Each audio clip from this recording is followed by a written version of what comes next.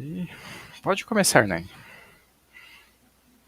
Olá, boa noite a todos. Sejam novamente muito bem-vindos ao nosso curso de extensão Que Inferno, toda semana um canto. Nesta semana chegamos ao canto 23, que é um canto um pouco mais tranquilo, um pouco mais silencioso do que os cantos passados, né? Nós temos uma fuga espetacular de Virgílio e Dante fugindo dos demônios Malebranche, mas depois as coisas se acalmam, né? Chegando na sexta vala, na sexta fossa, que é a dos hipócritas, ali as coisas são muito mais tranquilas para Dante e Virgílio. Bem, então, nós estamos aqui no oitavo círculo, né? Chegamos à sexta fossa, né? Vocês devem lembrar, né? Nós temos aqui, né, nesta sequência, na primeira fossa temos os sedutores, depois temos os aduladores na segunda, depois temos os simoníacos na terceira, os magos e adivinhos na quarta, os trapaceiros na quinta, que temos ali o grande personagem do Ciampolo, que acabou de enganar os demônios, né, os diabos do grupo chamado Malebranche, e graças à esperteza do Ciampolo, os dois dos diabos, Calcabrina e Aliquino, caíram no piche fervente.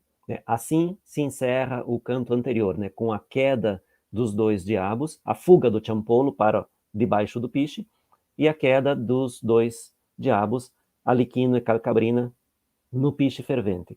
Dante e Virgílio aproveitam aquele momento de distração dos diabos para sair de fininho, né? E assim eles vão depois ter que fugir dos diabos, mas vão passar então da quinta fossa, que é essa dos trapaceiros, em que eles ainda estão aqui no começo, para a sexta, que é a dos hipócritas. Bem, os hipócritas caminham chorando, cobertos por capas muito pesadas de chumbo, mas douradas por fora. Né? Ali nós temos uma representação, né, no desenho do Gustave Doré, Dante e Virgílio observando os hipócritas com as suas pesadas capas, que parecem capas de monges beneditinos, como Dante dirá depois no canto. Dante encontra e conversa com dois frades gaudentes bolonheses, Catalano e Loderingo. Depois nós vamos ver, né, quem são os frades gaudentes. E não conversa, mas encontra ali, crucificado no chão, Caifás, o sumo sacerdote de Jerusalém, que foi um dos que defendeu a condenação de Cristo, a morte de Cristo. E aqui nós temos digamos assim, um diferencial em relação à maioria dos outros círculos, porque nós aparentemente não temos nenhum guardião do círculo. Pelo menos não aparece, né, nesta parte em que Dante está, o que nos permite deduzir que não há nenhum guardião. Bem, o que acontece com estes frades, com estes hipócritas? Eles são comparados pela maior parte dos dantistas aos ignavos, aos tíbios, os inertes, aqueles que estão lá no ante-inferno. E por que eles são comparados? Bem, eu vou mostrar aqui um pouquinho para nós termos essa perspectiva, né, do porquê os dantistas comparam estas duas categorias de pecadores. Se vocês lembram bem, as primeiras almas que Dante encontra lá no inferno são justamente aquelas dos ignavos, ou dos tíbios, enfim, dos inertes, como preferirem chamar, que são aqueles que, por terem sido tão indiferentes ao que é essencialmente humano, que é ter caráter, ter personalidade, tomar posição, defender um ideal, tudo isso eles não fizeram. Então, eles nunca tomaram posição, eles nunca assumiram uma responsabilidade, a responsabilidade de uma escolha, seja ela política, seja ela de filosófica, enfim, nunca assumiram uma posição, nunca defenderam um ideal. Ficaram sempre, como nós dizemos popularmente, em cima do muro. Então, fugiram a toda responsabilidade em todos os sentidos. Os hipócritas, na verdade, tomaram posição, mas não de acordo com suas convicções, não de acordo com sua consciência. Então, tomaram posição, mas é uma posição que visava somente obter benefícios, obter lucros, obter vantagens. Então, eles se parecem, se assemelham muito nesse sentido. Aqueles que não tomaram posição por falta de coragem, por falta de caráter, e aqueles que tomaram posição, mas também com falta de caráter, com falta de coragem. Então, não de acordo com as suas convicções, não de acordo com a sua consciência. Os ignavos não agiram, não se expuseram. Lembrando que para Dante, viver é agir e assumir a responsabilidade pelas próprias escolhas, pelas próprias decisões e ações. Os ignavos agiram, mas sem expor as suas verdadeiras convicções, sem expor a sua verdadeira personalidade, visando, como eu já disse, lucros e benefícios. Bem, os ignavos, como eles não usaram o livre-arbítrio, que Dante vai dizer depois, que é o dom mais precioso que Deus concedeu aos seres humanos, como os ignavos não usaram o livre-arbítrio, conjugado com a inteligência para julgar e escolher, então, eles não usaram seu livre-arbítrio para julgar e escolher. Então, assim, eles não foram também julgados. Por isso, eles estão no anti-inferno. Não foram julgados, nós já conversamos sobre isso, então eles não são aceitos nem pelo céu, nem pelo paraíso, nem pelo inferno. Eles não foram julgados. Simplesmente, eles não foram bons o suficiente para serem admitidos ao purgatório e posteriormente ao paraíso, e não foram maus o suficiente para serem condenados ao inferno. Então, eles são objeto de desprezo absoluto de todos.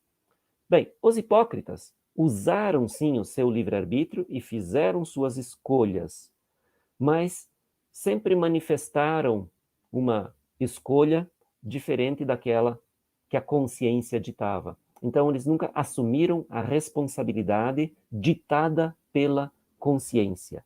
Sempre mostraram uma aparência diferente da essência. E esse é um dos motivos pelos quais Dante imaginou esse castigo para eles. Essa capa que é dourada por fora e de chumbo, pesadíssima, por dentro. Porque a aparência é aquela dourada, a essência é a de chumbo, cinza, sem graça e só com peso. Bem, os ignavos, sem amor e sem a famosa ambição de honra, que Dante valoriza muito, eles são irreconhecíveis, porque nunca foram ninguém na vida, agora são ninguém na morte. E os hipócritas são vítimas de uma espécie de esquecimento.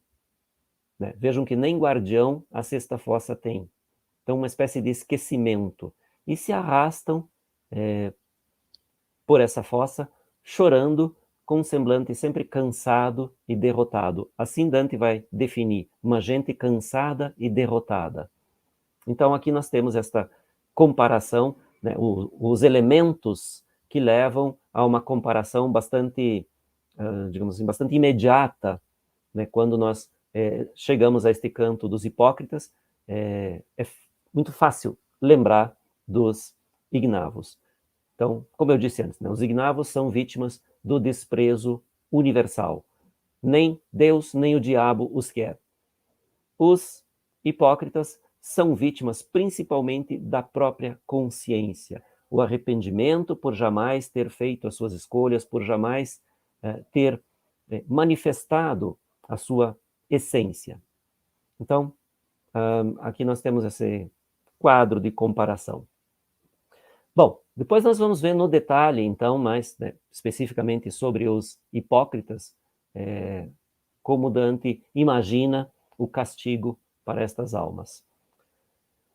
Mas antes disso, naturalmente, nós vamos ler o canto, né? Nós vamos, melhor, ouvir a bela leitura da professora Pauletta, e depois nós vamos começar a cantar o canto. Então, Pauletta, com você, por favor. Taciti, soli, senza compagnia, n'andavan l'un dinanzi e l'altro dopo, come frati minori vanno per via. Voltera in su la favola di Sopo lo mio pensier per la presente rissa, dove il parlò della rana e del topo, che più non si pareggia mo e issa, che l'un con l'altro fa, se ben s'accoppia, principio e fine con la mente fissa. E come l'un pensier dell'altro scoppia, così nacque di quello un altro poi, che la prima paura mi fe doppia. Io pensava così: questi per noi sono scherniti con danno e con beffa sì fatta, ch'assai credo che lor noi, se l'ira sovra il mal voler s'aggueffa, ei ne verranno dietro più crudeli che il cane a quella lievre che li acceffa. Già mi sentia tutti arricciarli i peli della paura e stava indietro intento, quand'io dissi: maestro, se non celi te e me tostamente, io pavento di male branche. Noi li avem già dietro, io l'immagino sì, che già li sento. E quei, si fossi di piombato vetro, l'immagine di fortua non trarrei piuttosto a me, che quella dentro in petro. Pur mo venieno i tuo pensier tra miei, con simile atto e con simile faccia, sì che d'intrambi un sol consiglio fei. S'egli è che sì la destra costa giaccia, che noi possiam nell'altra bolgia scendere, noi fuggirei l'immaginata caccia. Già non con piedi tal consiglio rendere, ch'io li vidi venir con l'ali tese, non molto lungi, per volerne prendere. Lo duca mio di subito mi prese, come la madre che al romore desta e vede presso a sé le fiamme accese, che prende il figlio e fugge, non s'arresta, avendo più di lui che di sé cura, tanto che solo una camiscia vesta. E giù dal collo della ripa dura supin si diede alla pendente roccia, che l'un dei lati all'altra bolgiatura. Non corse mai sì tosto acqua per doccia, a volger ruota di molin terragno, quand'ella più verso le pale approccia, come il maestro mio per quel vivagno, portandosene me sovra il suo petto, come suo figlio, non come compagno. Appena fuori i piedi suoi giunti al letto del fondo, giù, che furono in sul colle sovresso noi, ma non lì era sospetto, che l'alta provvidenza che lor volle porre ministri della fossa quinta, poder dipartir singhi a tutti tolle. Laggiù trovammo una gente dipinta, che giva intorno assai con lenti passi, piangendo, e nel sembiante stanca e vinta. Egli avean cappe con cappucci bassi dinanzi agli occhi, fatte della taglia che inclugni per li monaci fassi.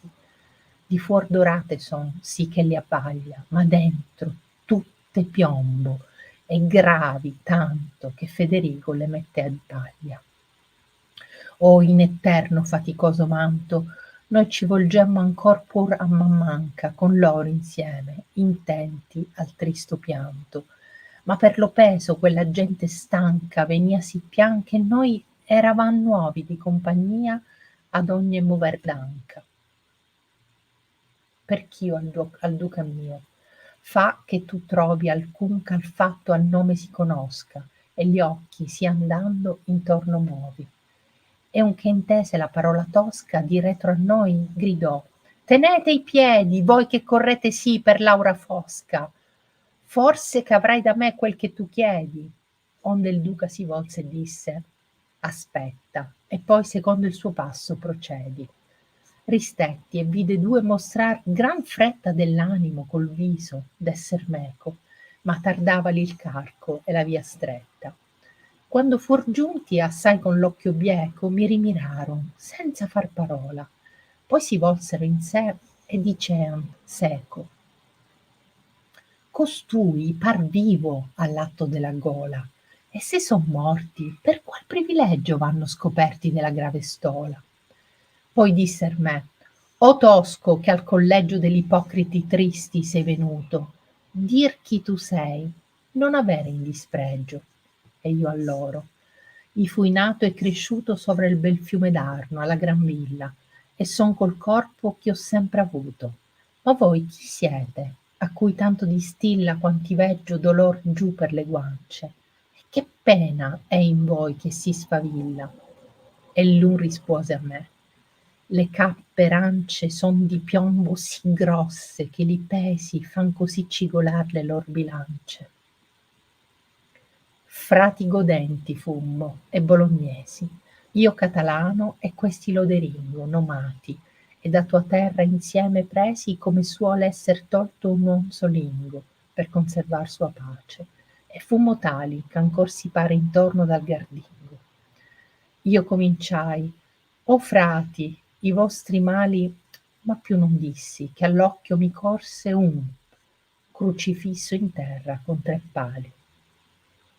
Quando mi vide tutto si distorse, soffiando nella barba con sospiri, e il frate Catalan, che a ciò s'accorse, mi disse: quel confitto che tu miri consigliò ai farisei che convenia porre un uom per lo popolo a martiri. Attraversato è, nudo nella via, come tu vedi, ed è mestier che il senta qualunque passa, come pesa pria. E a tal modo il socero si stente in questa fosse, e gli altri dal concilio, che fu per li giudei mala sementa. Allor vidio maravigliar Virgilio sovra colui ch'era disteso in croce, tanto vilmente nell'eterno essilio. Poscia drizzò al frate cotal voce: non vi dispiaccia, se vi lece, dirci se alla man destra giace alcuna foce, onde noi amendue possiamo uscirci, senza costrigner degli angeli neri che vegnan desto fondo a dipartirci.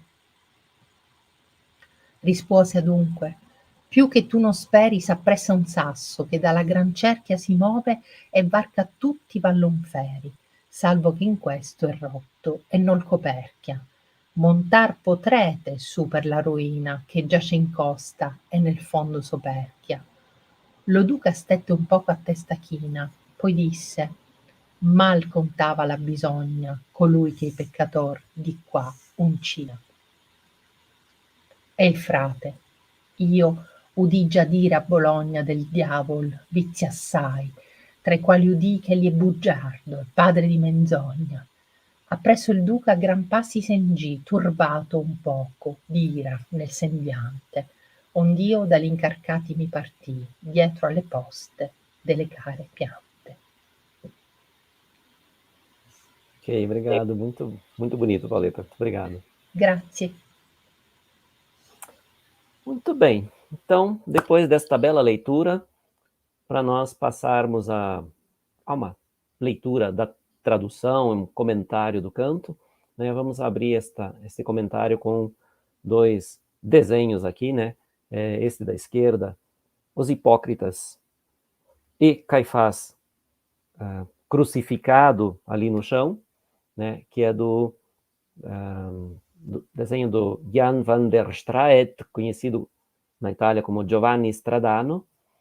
E aqui ao lado direito nós temos esta edição muito bela da Divina Comédia, é uma edição de 1544,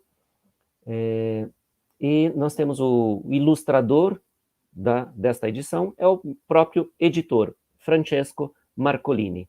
Então nós temos aqui a representação também de Dante, Virgílio e os hipócritas. E naturalmente temos ali, né,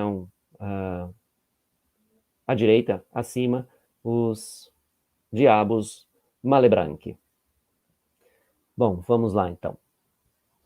Calados, sós, sem companhia, íamos um adiante e outro atrás, como frades menores vão pela via. Bem, então vejam, calados, sós, sem companhia e em silêncio. Né? Isto é, digamos assim, o contraste principal que nós temos em relação ao canto anterior, né? Que, como vocês devem lembrar, no canto 20, o canto 21 acaba com a trombetada do malacoda, que é o sinal para que este grupo de 10 diabos que vão fazer a escolta de Dante e Virgílio parta. E, então, no começo do canto 22, nós temos justamente a menção de Dante às partidas da cavalaria, ou enfim, a partida do exército para a guerra, com som de tambores, de fanfarras, enfim, toda aquela agitação frenética, toda aquela barulheira, né? Sem contar, naturalmente, que os próprios diabos falavam alto, gritavam, rosnavam. Então, a gente tem um início do canto 22, que é uma barulheira, uma confusão, uma gritaria terrível. E aqui, se contrapondo frontalmente àquele início de canto, nós temos esse silêncio. Dante e Virgílio, sem nem mesmo conversar, um diante do outro, como frades menores vão pela via. Então aqui Dante já joga uma imagem que nos antecipa aquilo que vai vir lá pela metade do canto, né, que são as imagens dos hipócritas, que se assemelham muito a frades beneditinos. Ele vai dizer depois, né, que a capa parece bastante com a capa dos frades beneditinos da abadia de Cluny, né, ali no sudoeste da França. Então aqui uma imagem que já antecipa aquela. E aí ele diz: voltara-se a fábula de Esopo, meu pensamento, pela presente rixa, onde ele falou da rã e do rato, que mais não se assemelha mó e issa, que um com o outro faz, se bem se compara princípio e fim com a mente concentrada. Bem, então Dante, enquanto está saindo de fininho, né, deixando os diabos que estão resgatando Aliquino e Calcabrina, que caíram no piche fervente, enquanto os diabos estão ocupados fazendo isso, Dante e Virgílio vão saindo de fininho, tentando não ser notados. E aí Dante começa a raciocinar, e ele diz que volta à sua mente, e vem à sua mente imediatamente a fábula de Esopo, sobre o rato e a rã. Bem, que é essa fábula? É bastante conhecida, né? Mas enfim, só para sintetizar, um rato que queria atravessar um rio, mas não sabendo nadar, está lá naquela situação, e a rã, uma rã muito espertalhona, imagina que ali está o seu almoço ou o seu jantar, enfim, o seu almoço, porque é durante o dia. E ela pensa em enganar o rato. Então, ela se oferece para levar o rato até o outro lado e convence este rato de que, por segurança, é melhor amarrar o pé dele ao pé dela. Caso ele caia, ela conseguiria recuperá-lo. A intenção dela, naturalmente, é mergulhar e afogar o rato, depois devorá-lo. Só que o que acontece é que, durante a travessia, um falcão vê os dois, vê o rato se debatendo no momento em que a rã mergulha, vê o rato se debatendo ali, vai lá e caça o rato. E aí, naturalmente, como eles estão amarrados, leva a rã junto. Bem, o que essa frase tem a ver com a situação dos dois aqui? Bem, o rato, nesta situação aqui, é o próprio Ciampolo, né? Que acaba sendo, de qualquer maneira, prejudicado, porque ele estava antes nas garras dos demônios, mas depois, para fugir, ele acaba se jogando no piche fervente, que é a pena para as almas dos trapaceiros. E aqui os demônios fazem o papel da rã, quer dizer, que tentaram enganar Ciampolo e acabaram sendo enganados, acabaram caindo no piche fervente. Então, a a interpretação de Dante da situação é principalmente pelo início e pelo fim. Né? Ele diz ali, né, nos 2 últimos versos, ali, se bem se compara princípio e fim desta fábula de Esopo. Então, os demônios, assim que salvarem os outros 2 do piche fervente, naturalmente vão raciocinar, vão pensar de quem é a culpa. E vão chegar a Dante e Virgílio, que causaram esta confusão toda, esta situação que levou os 2 a caírem dentro do piche. E como um pensamento do outro eclode, assim nasceu daquele um outro logo, que o primeiro medo me tornou duplo. Então, claro, naturalmente Dante fala aqui do seu primeiro medo era já desde o encontro com esta brigada de diabos, o medo de ser torturado por eles. Então esse era o primeiro medo. E agora ele diz, esse primeiro medo se tornou duplo. Então ele diz, de um pensamento outro eclode, por associação de ideias. Então ele naturalmente pensa, os diabos que queriam enganar foram enganados. Vão chegar ao motivo que permitiu o engano, ou seja, a conversa deles com Ciampolo. E, naturalmente, vão desviar a sua raiva, já que eles não podem descontar no próprio Ciampolo, que os enganou, né, o trapaceiro Ciampolo, vão desviar essa raiva para Dante e Virgílio. Então ele diz, eu pensava assim, esses por nós foram humilhados com dano e escárnio, tanto que muito creio que os irrite. Se ira sobre o mal querer se junta, eles virão atrás de nós mais cruéis do que o cão, aquela lebre que ele abocanha. Então, a ideia de Dante é essa, né?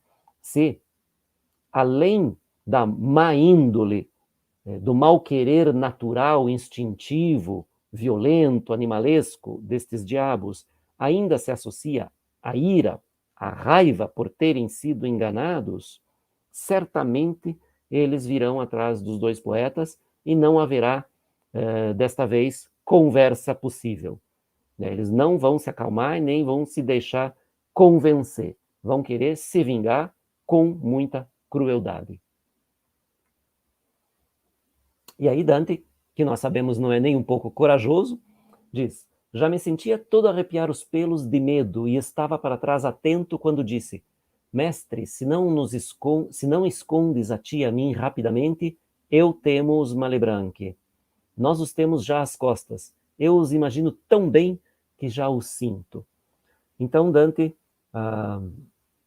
confessa a Virgílio o seu temor, na verdade o seu pânico, né, e com medo, além de tudo, de que Virgílio não concorde com ele, de que Virgílio tenha uma outra impressão sobre a situação. Mas, para alívio de Dante, desta vez Virgílio vai concordar plenamente. E aquele, se eu fosse um espelho, a tua imagem exterior não mostraria mais rápida em mim do que a que tenho dentro. Então, ou seja, o pensamento de Virgílio e a perspectiva de Virgílio são exatamente as mesmas de Dante. Bem já vinham teus pensamentos entre os meus, com semelhante ato e com semelhante cara, que de ambos um só conselho tirei. Então, é exatamente aquilo que Dante esperava ouvir, né? Que Virgílio pensa exatamente como pensa Dante, tem a mesma impressão e o mesmo medo. Se tanto a direita costa se inclina, que nós possamos na outra fossa descer, nós fugiremos à imaginada caça. Então, Virgílio já havia, né, inclusive, imaginado uma possibilidade de escapar aqui da quinta fossa, passando para a sexta. Mas aí ele faz uma hipótese, né? Se a costa se inclina tanto que eles possam descer, eles vão conseguir escapar. Mas não tinha completado ainda o conselho que eu os vi vir com as asas tesas, não muito longe, para querer nos pegar. Então não dá tempo nem deles procurarem um local mais adequado para a descida, porque os diabos já estão ali próximos deles, né? E aí Virgílio se mostra não só um grande poeta, um poeta filósofo, um pensador, né, um homem ou nesse caso uma alma, né, de um literato, mas mostra que é um homem de ação também, ou uma alma de ação. O meu guia, de repente, me pegou como a mãe que, pelo barulho é despertada e vê perto dela as chamas acesas, que pega o filho e foge e não para, tendo mais dele que de si cuidado, mesmo que só uma camisa vista. E para baixo, do alto da rocha dura, supino se jogou na encosta inclinada, que um dos lados da outra fossa fecha. Então aqui a gente tem, né, a ação imediata de Virgílio, né? Os diabos estão chegando rapidamente, Virgílio pega Dante no colo, sem pensar duas vezes, e se joga em costa abaixo e vai se ralando todo, né, descendo pela parede de pedra e de rochas soltas ali. Exatamente como uma mãe faz para salvar o seu filho pequeno de um incêndio. Esta é a analogia de Dante. Então, Virgílio é mais do que uma imagem paterna para Dante, é uma imagem materna, com toda a ideia de afeto, de amor, de cuidado, de sacrifício da própria segurança, da própria vida, quando é o caso, para salvar o próprio filho. Então é justamente essa imagem que Dante passa aqui de Virgílio. Não como um pai que salva o filho, mas como uma mãe. Então, com a diferença, especialmente naquele tempo, no tempo de Dante, a diferença entre a relação de afeto entre pai e filho e mãe e filho. Né? A mãe era... a relação entre filho e mãe era uma relação muito mais de carinho, de amor, de afeto, do que de filho e pai, que era muito mais de respeito. Claro, isso generalizando muito, né? Há casos e casos. Enfim, aqui Dante compara então Virgílio a uma mãe que salva o filho de um incêndio. E aqui nós temos, né, a representação do sempre original, do William Blake, né, de Virgílio, que acabou de pegar Dante e se joga ladeira abaixo, né, para salvá-lo dos diabos. Nunca correu tão rápida água em canal para girar roda de moinho em terra, quando mais das pás se aproxima, como o mestre meu por aquela extremidade, levando-me sobre o peito, como seu filho, não como companheiro. Então, aqui mais uma analogia de Dante, né? Ele diz que uma água descendo num canal que vai girar um moinho que está na terra, que não está sobre a água, porque quando o moinho está ali à beira d'água, a água não precisa ser muito rápida. A água pode ter volume que vai fazer girar a roda do moinho. E se ela for mais longe em terra, não vai ter tanto volume de água assim. Então ela precisa de velocidade para girar as pás.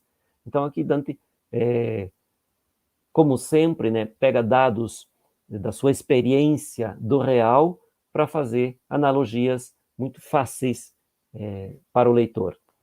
Então ele diz, nunca a água correu tão rápida como o meu mestre desceu por aquela extremidade. E aqui a gente tem a representação também sempre muito fiel ao texto, né? Quase sempre fiel ao texto do Gustave Doré. E nós temos ali os diabos lá em cima, ainda no terraço, no patamar, enfim, no chão da quinta fossa. Temos ali uma parte da parede vertical e podemos ver ali que há certas ruínas, né, um pouco inclinadas ali, pela qual certamente Virgílio escorregou, levando Dante sobre o peito, né, como filho, não como companheiro de jornada.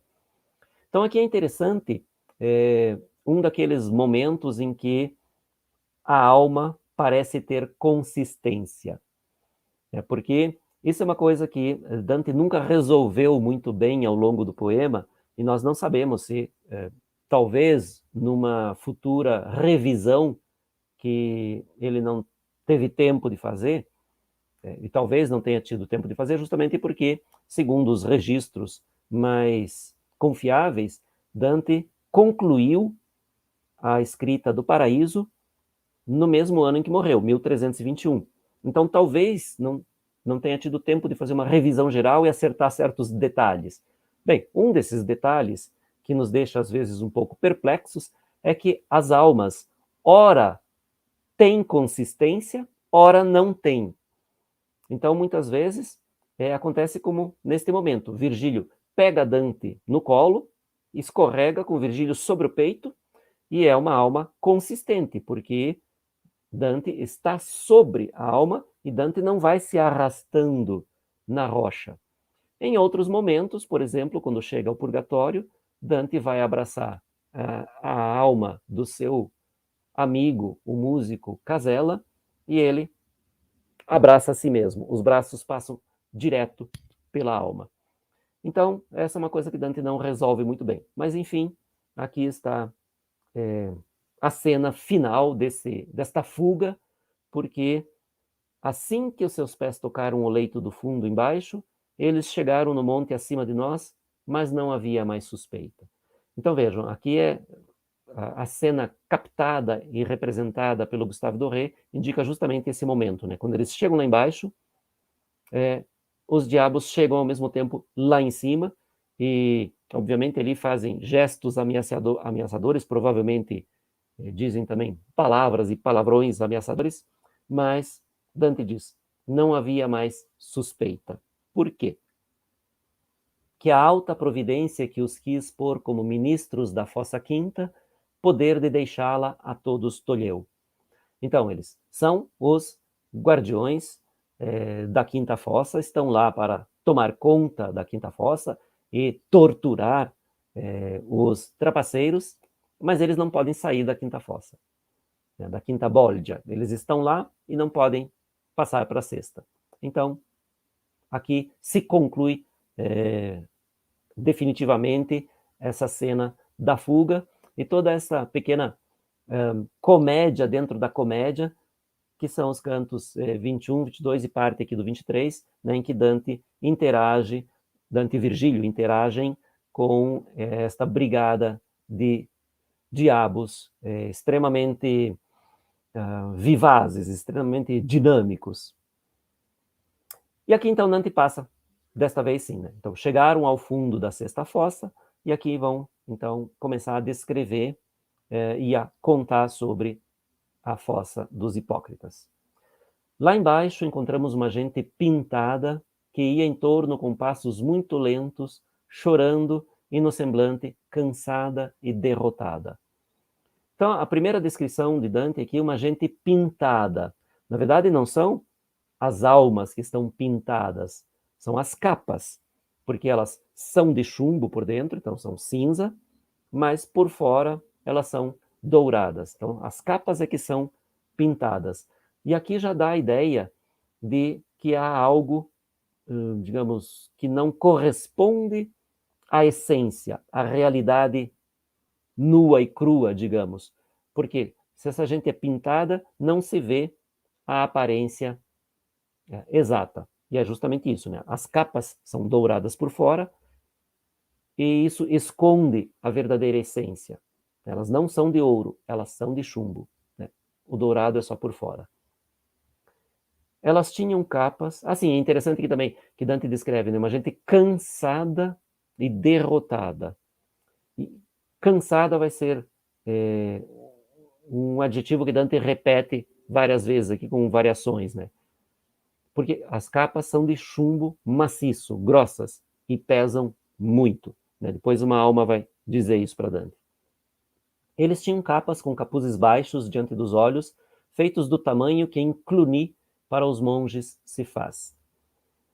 Então Dante, que percorreu grande parte da Itália e provavelmente parte da França também conheceu, ele fala aqui da abadia de Cluny, né, que é lá no sudoeste da França, e lá existe uma abadia bastante famosa, porque é uma abadia muito antiga, né, do século X, foi fundada bem no início do século X, ali no ano 909, 910, mais ou menos, quando o duque de Aquitânia, Guilherme I, doou um terreno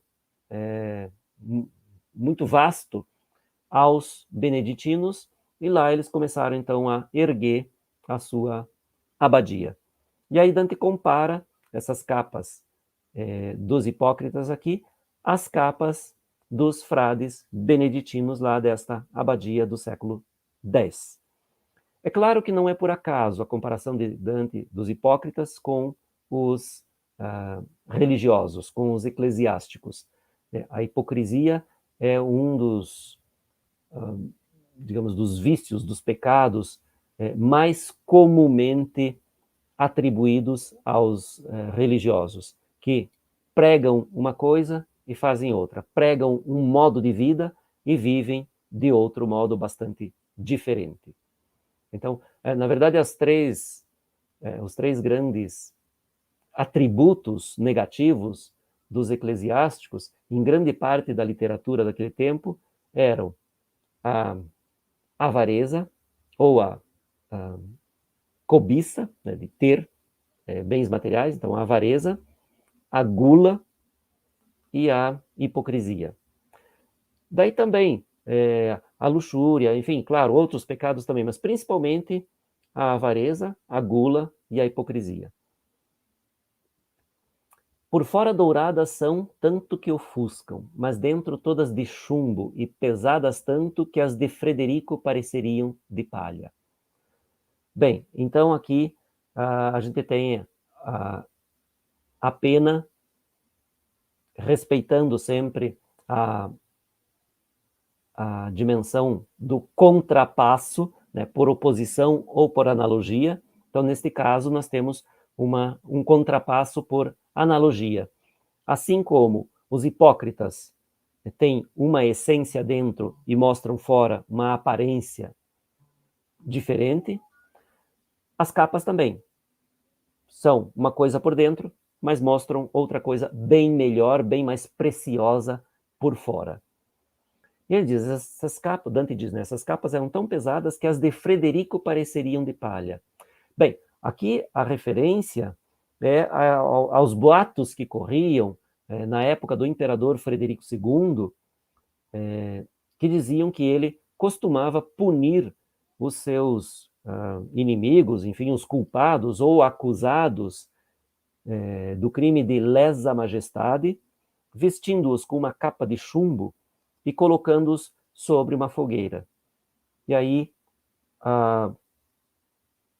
o chumbo derretia. Então, para aqueles que não morriam antes com o calor do fogo, acabavam morrendo de uma maneira mais horrível ainda, mais dolorosa, porque o chumbo começava a derreter e penetrar na carne destes condenados. Bem, não há registros históricos confiáveis sobre isso. É apenas o que aparece na literatura, seja de Dante, seja de alguns outros, mas não há registros, então isso pode não ser bem verdade.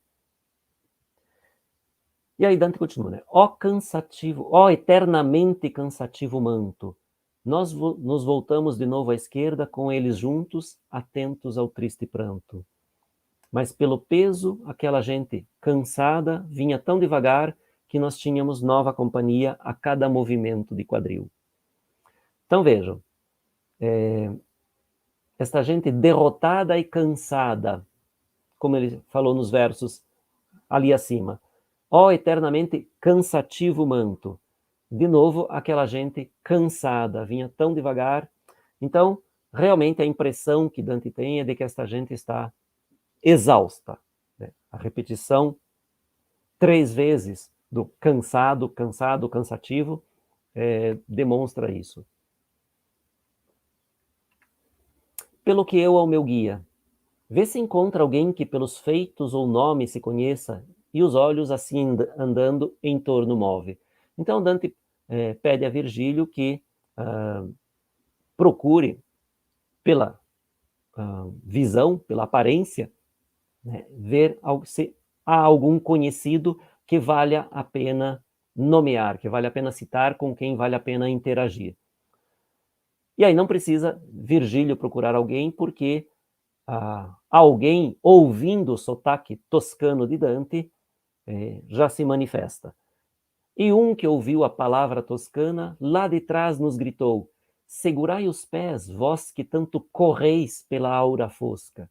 Naturalmente, Dante e Virgílio não correm, mas o fato é que estas almas andam tão devagar, por causa do peso imenso das capas de chumbo, que o fato de que Dante e Virgílio estejam muito mais velozes lhes dá a impressão de que ambos correm.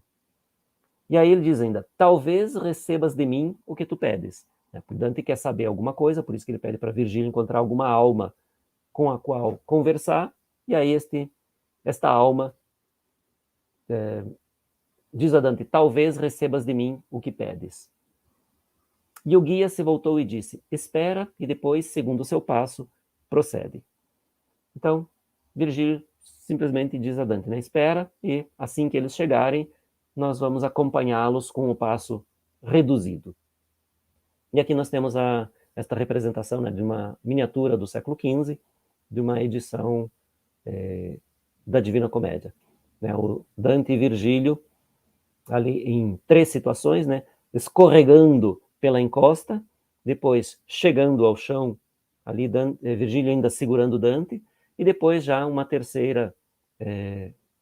terceiro momento em que nós temos Dante conversando com as almas desses 2 frades gaudentes que ele vai encontrar, e Virgílio um pouco mais para frente ali, e Caifás crucificado no chão. Então aqui a gente tem resumido, né, nesta miniatura toda a situação do canto praticamente, né? A fuga, a chegada, a conversa, o encontro com o Caifás.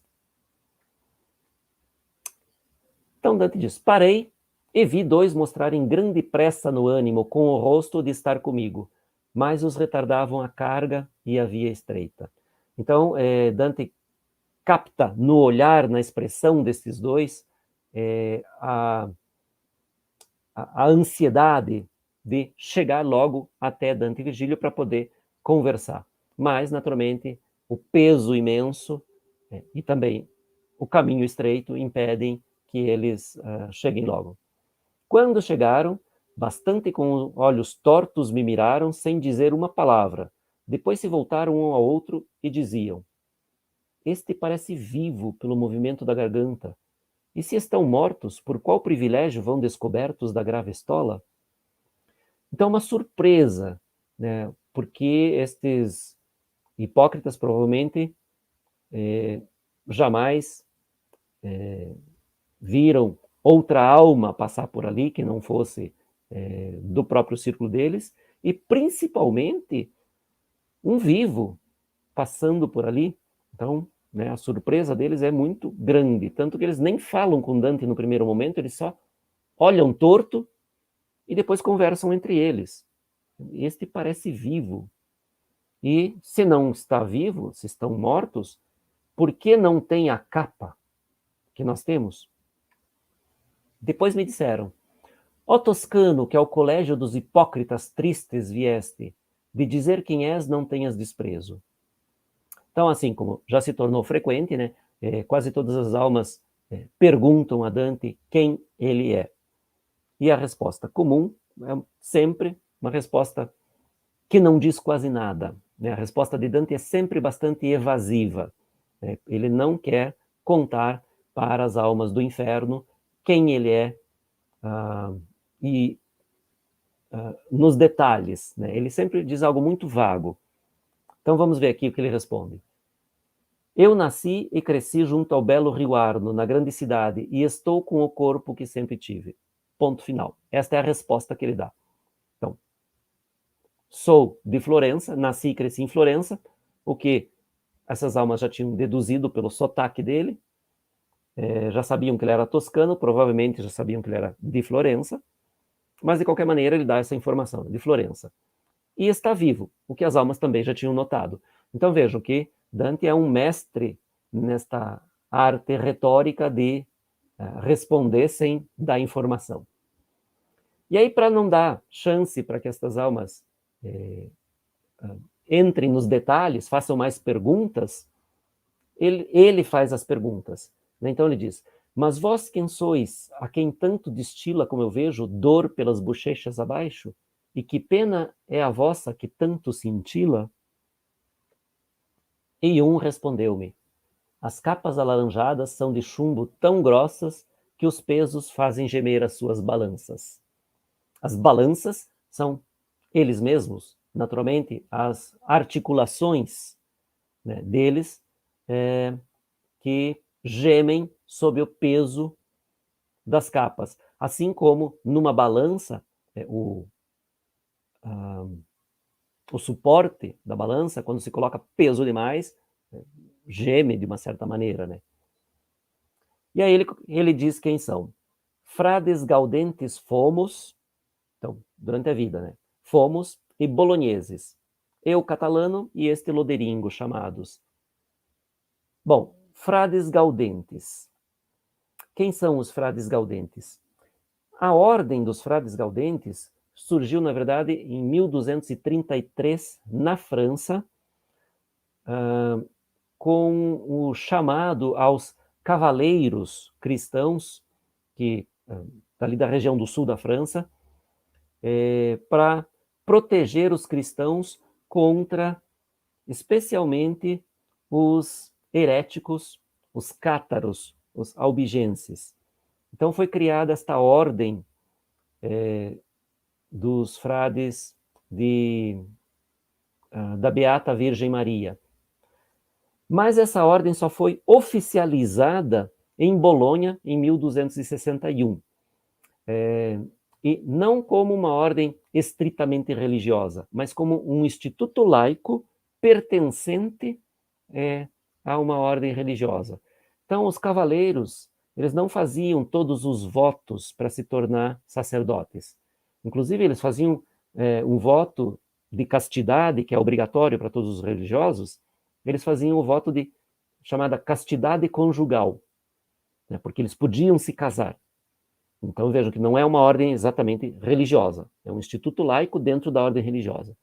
Então eles podiam se casar e aí eles faziam esse voto de castidade conjugal. E faziam o voto de obediência à ordem.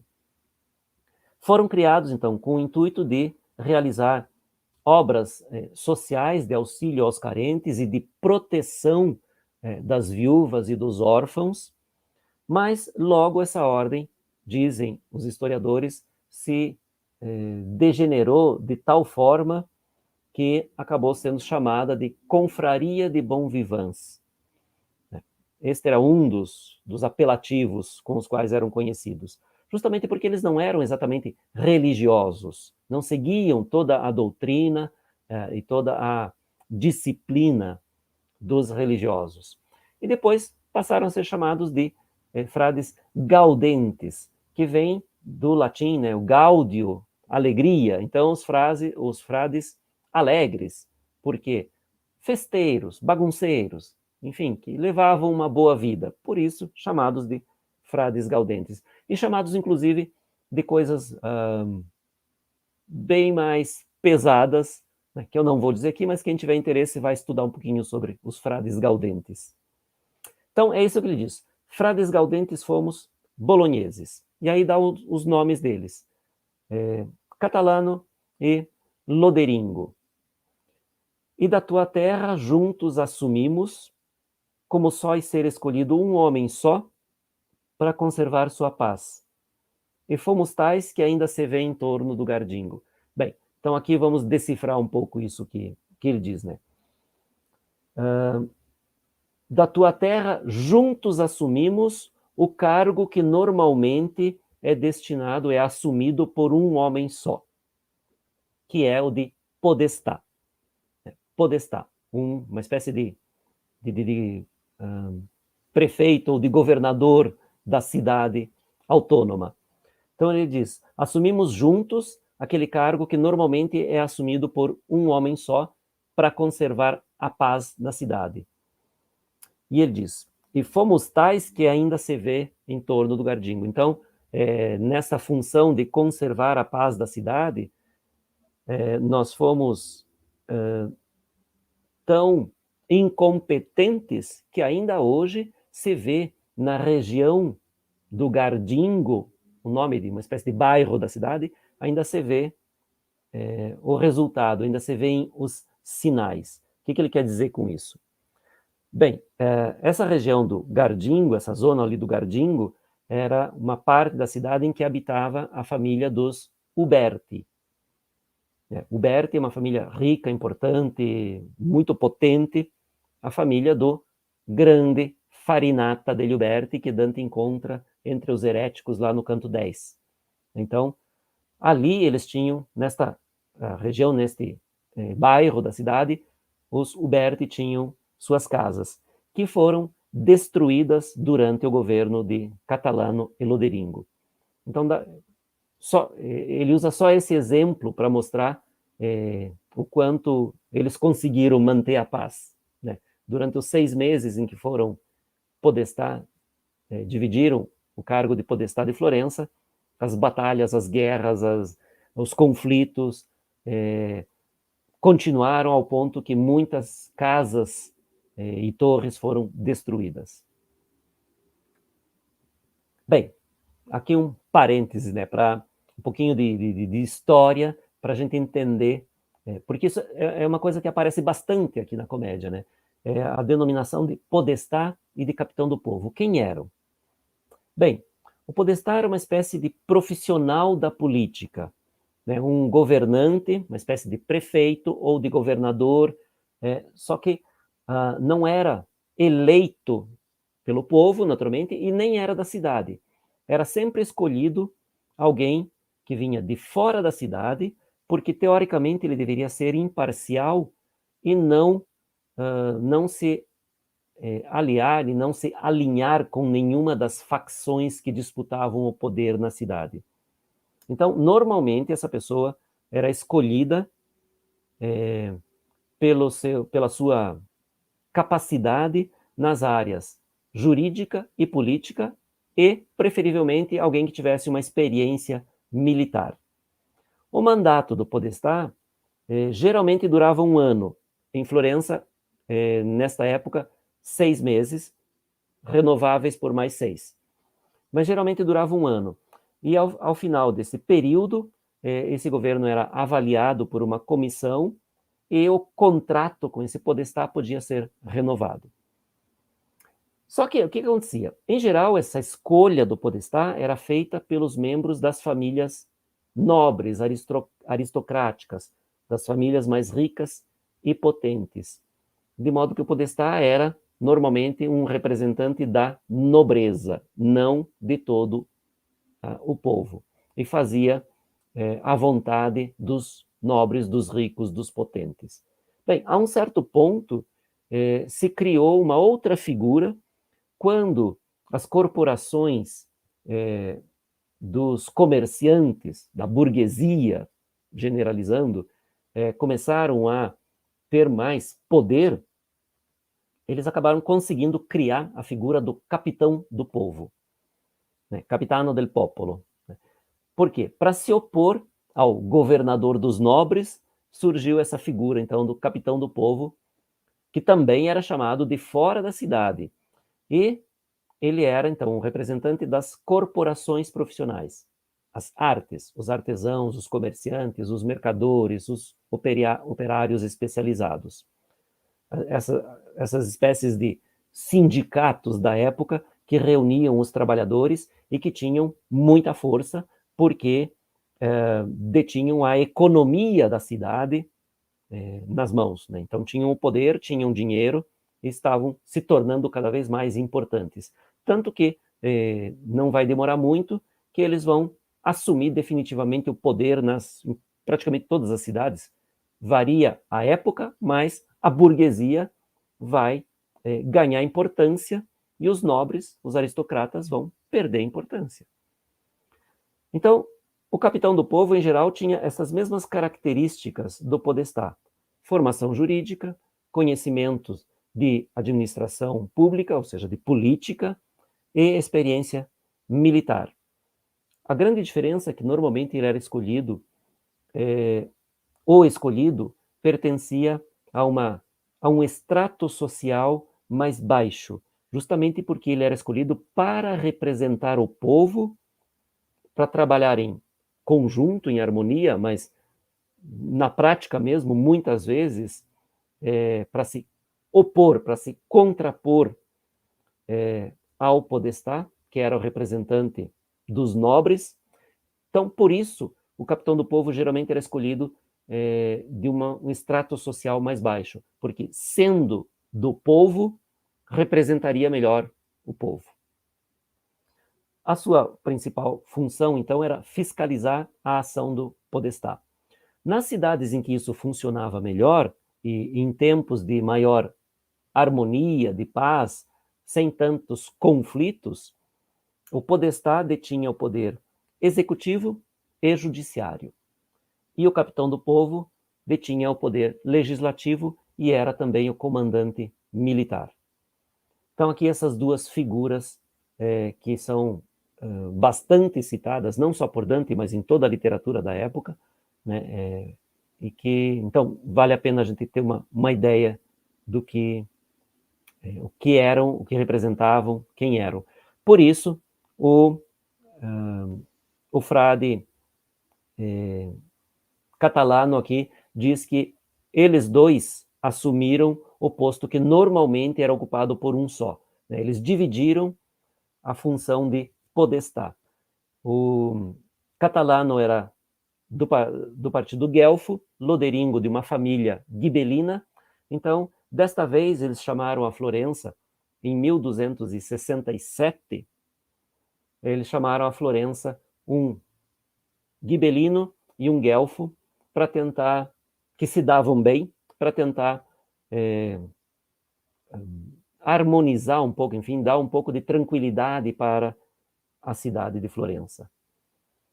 Bem, Dante, então, começa, depois de saber quem são, Catalano e Loderingo, saber que eles tinham sido podestá de Florença, assim que Dante tinha nascido, né? Dante era um bebê ainda quando eles assumiram esse cargo no governo de Florença. Dante vai começar a conversar com eles, mas é interrompido por uma visão. Né? Então ele diz, eu comecei, ó frades, os vossos males, mas mais não disse, que ao olhar me chegou um crucificado na terra com 3 estacas. Então a surpresa de Dante aqui é tremenda, né? De ver alguém em meio a todos esses hipócritas que têm todos o mesmo castigo, né? Todos eles estão caminhando, vestindo essas pesadíssimas capas de chumbo, não há ninguém diferente, não há um castigo diferente para ninguém. E aí, de repente, ele vê alguém ali sendo castigado de uma maneira diferente. Então, a surpresa é muito grande. Né? E aí ele diz, quando me viu, todo se torceu, soprando na barba com suspiros. E o frade Catalano, que disso se deu conta, me disse, aquele pregado que tu olhas aconselhou os fariseus que convinha pôr um homem pelo povo ao martírio. Então aqui agora a gente já sabe quem é, né? Caifás, o sumo sacerdote de Jerusalém, que defendeu a condenação de Cristo. Então ele é um dos principais responsáveis pela morte, pela crucificação e morte de Cristo. Por que ele é condenado aqui ao círculo dos hipócritas? Porque na maior parte das interpretações desse episódio da condenação de Cristo, enfim, do que ele fala, ele não sente verdade naquilo que diz. Então ele pensa uma coisa, mas diz outra. E acaba, pelo que ele diz, condenando Cristo. Então esta é a visão que Dante tem deste sumo sacerdote Caifás. E aí o Catalano continua falando, né? Atravessado está, nu, na via, como tu vês, e é preciso que ele sinta quem quer que passe antes como pesa. Então todos vão passar por cima dele com esse peso imenso das capas. E de tal modo o sogro sofre nesta fossa e os outros do concílio que foi para os judeus má semente. Então vejam, Dante vê aqui Caifás, que é o primeiro do grupo que está crucificado, mas todos os outros do grupo que condenou Jesus, do grupo de sacerdotes, todos os outros estão também crucificados ali, e as almas passam por cima deles, né? É isso que o Catalano diz, que o sogro de Caifás, Anás, e todos os outros membros do concílio dos fariseus estão sofrendo do mesmo modo. Então eu vi se surpreender Virgílio sobre aquele que estava distendido em cruz tão vilmente no eterno exílio. Bem, então aqui agora a gente tem algo interessante, né? Porque é a surpresa de Virgílio, né? Por quê? Porque Virgílio se surpreende se Virgílio já fez esse caminho? Justamente porque quando ele desceu pela primeira vez, Caifás ainda não estava ali. Caifás não havia morrido ainda. Por quê? Bem, Virgílio morreu no ano de 19 a.C., nasceu no ano de 70 e morreu no ano de 19 a.C. E aí Virgílio relata a sua descida até o fundo do inferno, quando ele vai lá buscar uma alma que foi invocada, ele desce lá para buscar esta alma, então ele atravessa todo o inferno. Então, por isso ele já conhece todo o percurso, já viu tudo. Mas quando ele desceu, foi antes da morte de Cristo. E, portanto, antes da morte também destes sacerdotes que condenaram Cristo. Então ele não havia visto ninguém crucificado aqui no chão. Por isso a surpresa de Virgílio.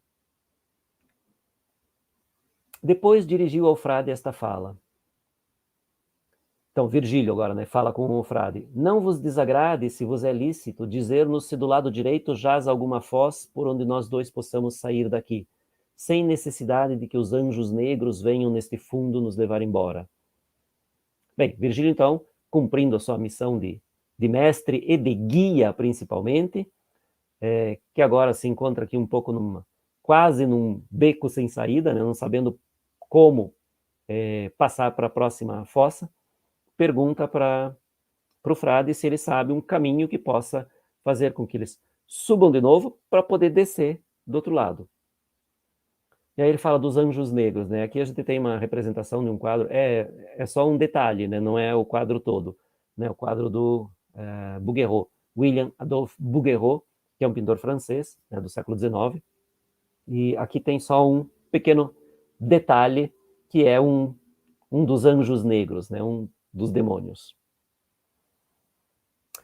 E o frade Catalano respondeu então, antes do que tu esperas, se aproxima uma rocha que do grande muro se move e atravessa todas as valas ruins. Salvo que nesta está rompida e não a cobre. Montar acima podeis pela ruína que jaz na costa e no fundo se espalha. Bem, então aqui o frade diz que há um arco de pedra que passa sobre todas as 10 fossas, do 8º círculo, né, as Malebolge, exceto nesta em que está rompido, né? Mas o arco passa sobre todas as outras. Somente nesta fossa ele está rompido, quebrado. O guia esteve um pouco com a cabeça inclinada, depois disse, mal contava a história aquele que os pecadores daqui espeta. Então, vejam que Virgílio assume uma posição aqui um pouco perplexa, né? Diz, esteve um pouco com a cabeça inclinada, depois disse, mal contava a história. Então ele está pensando ainda, né? Malacoda havia mentido a eles. E ele parece que não... parece ainda estar surpreso com isso, admirado com o fato de que Malacoda tenha mentido a eles. E Dante havia percebido muito bem que era um golpe, que era uma armadilha de Malacoda e os outros diabos. Tentou alertar Virgílio, Virgílio não deu importância a isso, e agora Virgílio percebe que Dante estava certo, que ele foi enganado pelo Malacoda. E aí vem o golpe de misericórdia, né, digamos, na honra de Virgílio, na dignidade de Virgílio, que se crê o inteligente, né, o esperto. E o frade: eu já ouvi dizer em Bolonha do diabo os muitos vícios, dentre os quais ouvi que ele é mentiroso e pai da mentira. Então vejam, que parece que esse frade aqui, neste momento, ele esquece um pouco a sua dor, a sua pena, o seu choro, e parece que ele se diverte um pouquinho às custas da ingenuidade de Virgílio, né, dizendo,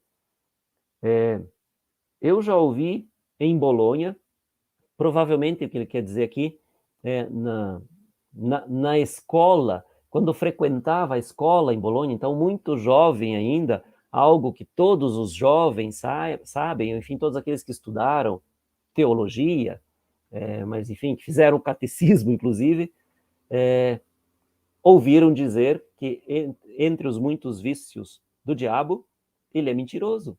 Não só, ele é o pai da mentira.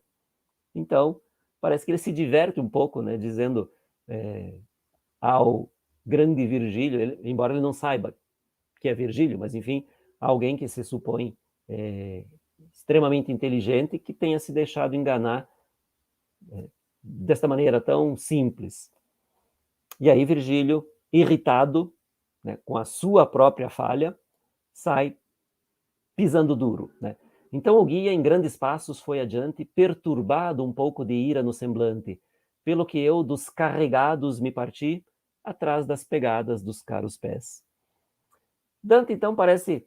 Virgílio sai furioso, né, a passos largos aqui, não diz mais nada, não saúda, nada, não se despede, nada. Simplesmente vai embora, rápido, em grandes passos, perturbado um pouco de ira no semblante. Então, vejam, Virgílio realmente se irrita muito.